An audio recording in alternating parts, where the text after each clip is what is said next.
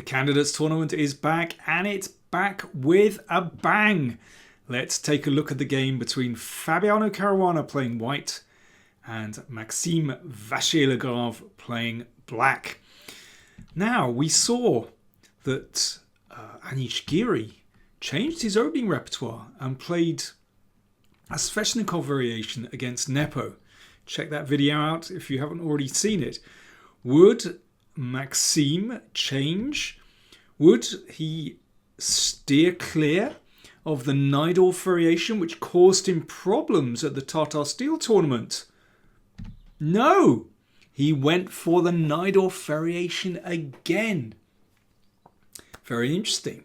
So, what would Fabi do? Would he go for the sharpest lines with bishop g5?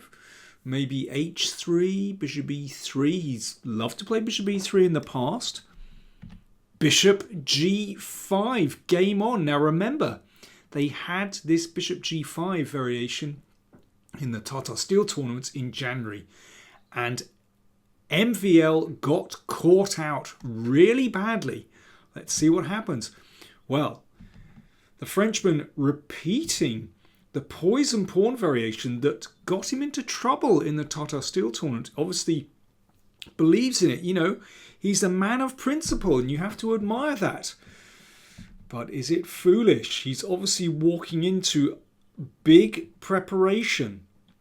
Main line, poison pawn variation, this old variation that was a great favourite of Bobby Fischer's. He scored some important wins with it. And of course, Garry Kasparov. Now, if Kasparov used to play it, you can be absolutely certain that this is basically sound for black. The problem is that this is so fantastically complicated that it's difficult to actually get a handle on all these different variations. They are so sharp. So, in Viscount A, Caruana played bishop e2 against Vachier-Lagrave. We've also saw f5 played in the Tata Steel, and Vachier-Lagrave lost against Grandelius. In this game, Caruana played e5, which takes the game into completely different lines. Also incredibly dangerous. h6. So this is the approved way of playing. So if pawn takes knight, then of course the bishop can be taken. So bishop to h4. Pawn takes pawn, pawn takes pawn. Now g5 was the old move here. I mean, there are loads of games with that. But knight fd7 played instead. And this is hot theory. This is the approved way of playing. So both sides, well, I'm not going to say in their comfort zone. This is not a comfortable position for either player. You can see, well, both sides taking incredible risks. White with all this piece activity but has given up material. Black grabs the material but has to survive an onslaught in the middle. So let me just show you a quick example of what can go wrong. Here, Vachier-Lagrave took the pawn on a2. That's the approved move. But what happens, for example, if you grab that pawn in the middle? Well then, knight b5 hits the queen, threatens mate, and basically black is already in desperate trouble. So queen takes a2. I mean, it looks bizarre to go on a spree with the queen to take another pawn, but actually the point is that this queen is coming back into the middle to defend. So this is the approved way of playing. By the way, I would never recommend that you play the poison pawn variation against bishop g5 unless you give up your day job, basically. Unless you just forget about a social life, because there is so much to learn. It's not a practical variation for amateurs at all. Even for professionals, it's very risky. Okay, here we go. Queen e3 protects the knight. And, well, again, that pawn is taboo, because if knight takes, then knight b3, the queen moves, and rook d8 mate, supported by that bishop. That's how easy it is to go wrong. Queen takes, again, this is the approved move. And here is where Fabiano Caruana plays a move which is, well, I'm not going to say it's a novelty, because it has been played in an obscure correspondence game, but it's highly unusual. Bishop e2 has been the overwhelming choice in this position, and yeah, quite a few games for that. And Vachier-Lagrave has faced that before. He actually beat Giri. So, you know, Vachier-Lagrave experienced in this position. And bishop e2 looks very logical. You bring the bishop out, you get castled. But instead, c3 from Caruana. So what's the point of that move? I mean, it looks very odd to make a pawn move instead of a piece move in this position. Okay, one point is that it simply prevents bishop b4 check, and obviously black would be able to develop very quickly. So black actually has a slight problem here. The king needs to get to safety, but where should that bishop go? There's actually not an obvious square. Well, in fact, you could say that c5 is the obvious square, and that was the move that was played by Vachier-Lagrave after 18 minutes thought. So what's Caruana got in mind? Bishop g3 hits the queen. The queen edges to the side. And here this correspondence game went bishop d6, and white actually won, but black could have defended better. In fact, black is all right in this position. It looks completely crazy, but in fact, yeah, I mean, black is actually pretty solid here. This is the advantage of playing the Sicilian, that often you're left with a very solid formation, and black has enough for the queen there. Rook and a piece and pawns, basically. So instead of bishop d6, what did Caruana play here instead? An amazing move. I mean, this is an incredible gamble. Well, gamble is maybe too strong a word, considering that Fabiano had a very long time to prepare this one. And of course it is preparation. This is pure homebrew. It is lethal. It is tasty. And someone is going to have a big headache at the end of this game. Let's find out what happened. So queen takes bishop, so giving up a whole piece. I mean, what's interesting is that actually this is not the computer's first choice, giving up this piece. So this is a remarkable piece of homework. As I said, pure homebrew. Bishop d6. That prevents the king from castling, obviously. Wow. Now, can black survive this onslaught? Vachier-Lagrave thought for almost 28 minutes over his next move. You need to think things through very carefully. Obviously, if that bishop is taken, then knight takes, forks, king and queen. I mean, that's an obvious one. Okay, what about knight c6? Well, again, bishop takes, and there's going to be a check here. I suppose bishop takes knight is a plausible move. But, well, can black survive this one? Very, very tricky.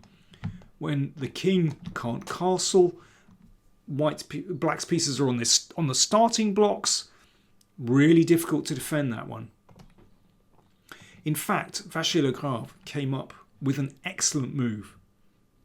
And not an obvious move. In fact, Caruana said after the game that he was actually very disappointed that Vachier-Lagrave had even found this move. It's not an easy one to see at all. So black gives the piece back. Looks really dangerous, but then knight d5. The queen is attacked, so comes forward. And there's a threat simply to take on g7, and that could be game over. So rook g8. Right, so let's just take stock. here black has 3 extra pawns. I had to work that one out. 3 extra pawns, but no longer a piece up, but 3 pawns up. So white still needs something pretty quickly. So that knight is going to come into the game. And watch out for some checks here. And white can't castle at the moment. I mean, it's a crazy position. Knight D takes E6. Of course, all this was played instantly by Caruana. There's no pretense that this was anything but home preparation. And now time to get the queens off before the king ends in massive trouble. So queen takes pawn check, forcing the queens off. And now knight c7 check. Black is a piece up at the moment, but that's a big fat rook in the corner. Rook d3. And here Maxime fairly quickly played knight e4. It looks crazy, but rook a7 is given by computers, but this needs incredibly precise calculation. You give the piece back, black is still 2 pawns up. And here, again, it's not obvious, but the king should just dash here. And black can survive this, because that rook can come out either, well, sometimes with a b pawn move, but sometimes just a5 is going to be good enough. And this position should be a draw. Black is still a pawn up, but must be a draw. But rook a7, a very, very difficult move to find. After knight e4, well, black is basically just worse in this position. It is really hard because black is the exchange down. 2 pawns extra on this side of the board, but they're not really going anywhere. I mean, there are various endgames that black can choose from here, but none of them are really satisfactory. Black is always a bit worse. I think here, of course, black is trying to keep the rooks on. That's very important. But it's not easy. If those pawns advance, they're going to be picked off. But the first thing is, black's king is coming under fire. So obviously, you know, that is where white is attacking with all the pieces. I mean, there's a threat to break up these pawns. But actually, if the knight goes back, then h4, this is a nasty attack. Once that pawn gets to h5, then g7 is going to be a target. So Vachier-Lagrave basically compromised. He moved the knight back, allowed the kingside pawns to be split. h4, the attack continues. This is really not easy. h5, blocking the pawn, rook g3, and rook g5, that pawn under fire. And at this moment, Vachier-Lagrave decides to basically just simplify into an endgame where material is really reduced. So let's see, rook f2, knight takes, rook takes, knight comes back, and now the queenside pawns are going to drop. But black is well coordinated. Knight has found a great square. And basically black has a fortress here. Or is hoping to establish a fortress. Rooks exchanged. And now we have this endgame. I mean, this is basically, I suppose, what both sides have been aiming for. Vachier-Lagrave has managed to simplify and is looking to hold a fortress. Fabiano has eliminated one of the queenside pawns. Will soon get this one. That can't be held. And is just going to grind this one and try to squeeze out a win. Here is actually a really important moment in the game. Black to play, and if black is careless, then it's possible to lose straight away. So for example, after knight e5,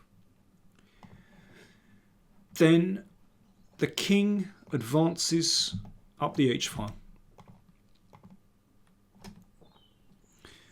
And king here, rook here, and the rook is going to check. And basically the king will be able to break in probably on h6. So king f7 is correct. And the king is basically going to hide out on g6, safe from checks because of that pawn. And it's very hard for white to break in. Let's have a look. In fact,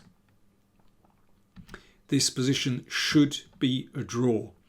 But that's said in theory and not in practice. So, okay, first of all, that pawn is eliminated, but Vachier-Lagrave couldn't prevent that, so we have this endgame. As I said, it should be a draw, but defending this one for hours is really difficult. If the king tries to come in here, now, of course, if the king got into e6, life would be good. But after that, king f5 and black is fine. So rook a5. So first of all, Caruana is just trying to restrict the movement of that knight. Knight d6 check. King f4. Knight f5. Rook d3. Again, restricting the knight. The rook covers those squares. And here is a key moment in the game. How would you play if you had the black pieces here? You've already been hit by a stunning opening novelty. You've been defending for hours. You've got to find the right move. Knight h6 was played, and that's a blunder. Knight g7 is the correct move. I suppose the rationale is this, that knight protects these squares. The pawn protects these squares, so it's a kind of a barrier. And the king can sometimes come back here to protect other squares, basically. So let's just see how this works in practice. So, for example, rook d6, knight here. White tries some Zugzwang. Okay, what about g4? Threatening potentially g5. The king comes back. Check. King comes back again. King here. Black can just wait. Or if rook e3, check. And the knight comes back again. That's a fortress. But instead, knight h6 played. And I think, to be fair to Vachier-Lagrave, I think white's next move is really difficult to see. The only move to win in this position is rook g3 check. And that gives the king a difficult decision. If king h7, king e4 in that position is Zugzwang. If king h8, then rook g6. And if knight f7, the king comes in. So after rook g3, king f7 keeps close to the pawn. King e4, you can see the knight is now on a bad circuit. On g7, well, even there, it wouldn't be, in that particular position with the king, wouldn't be great. But anyway, let's see. So it's still very delicate, a little bit of triangulation. Here, in fact, here Caruana blunders. He should play king f5. I mean, this is so complicated. But this is actually winning for white. That position is Zugzwang. Another little Zugzwang. And now rook b7. I'll just go through this quickly. You can see the technique. And then the king is going to come up the board. Up the h-file. But king g4 actually allows the king... Well, this is basically okay. And here, Well, now Vachier-Lagrave returns the favour. I should say I'm only able to analyse these positions with the help of table bases. So this is a, let me see, 1, 2, 3. Yeah, it's a six piece position, and there are table bases that can give you a definitive assessment of these positions. And here, a very difficult move for black to find. Knight c7, and that knight can hop back. c7 looks unlikely, but it hops back to the key square on g7. In the game, knight e7 also looks reasonable, but this loses. And now white's play is perfect. Now, that's a little bit of triangulation. It's the same position, this time with black's move. And this is winning. Again, some very delicate steps. King here. Rook g3. Knight back. And in this case, king g4 is a winning move. And this is very interesting. Let's see why. So what happens if the king blocks with king g6? This didn't happen, but let's just see. King check. So the king goes back to h7. King h5. King making progress. Knight e7. And now a really delicate move. If the rook swings across straight away, then knight f5 back to g7 is a draw. The knight gets back to the perfect position. So first of all, rook f3, really delicate. Hitting the pawn, but also, importantly, stopping the knight coming to f5. So king g7, and only now rook a3. Because knight f5 to g7 is impossible.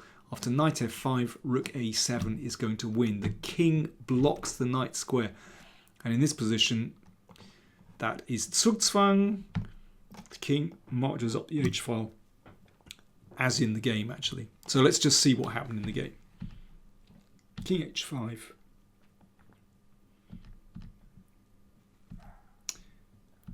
And now g4. There is no way out for black now. King e5 and king g6. That was the final move of the game. Maxime Vachier-Lagrave resigned the game. Why? Well, let's have a quick look. Knight f4 check. King comes in. Rook here. It's actually very easy. King back, you check the king away. Or if king e4, simply rook takes f6 and the king pawn endgame is winning. Wow. What a start for Fabiano Caruana. A dream start. Perfect preparation. Managed to inveigle Maxime in this incredibly complex position. And was the computer's first choice, this idea of c3 and bishop c4. But it was still fantastically complicated. And Fabiano and his second, Rustam Kazanjanov, found such a complicated variation. Maxime couldn't work it all through. And I would say perfect middle game and endgame technique from Caruana. Near perfect. Just one mistake in there. But I tell you, for a 74 move game to basically play one inaccuracy and managed to pull it back and win anyway. That was, in practical terms, a perfect game from Fabiano Caruana. So we now have a situation where Jan Nepomniachtchi is still in the lead, but only half a point ahead of Fabiano Caruana and Maxime Vachier-Lagrave. It is, well, 6 rounds to go. Anything can happen. I should also mention that Alexienko defeated Grishuk. Wow, another upset. But a fine game from the 23-year-old Russian. Thanks very much for watching. More coming your way tomorrow.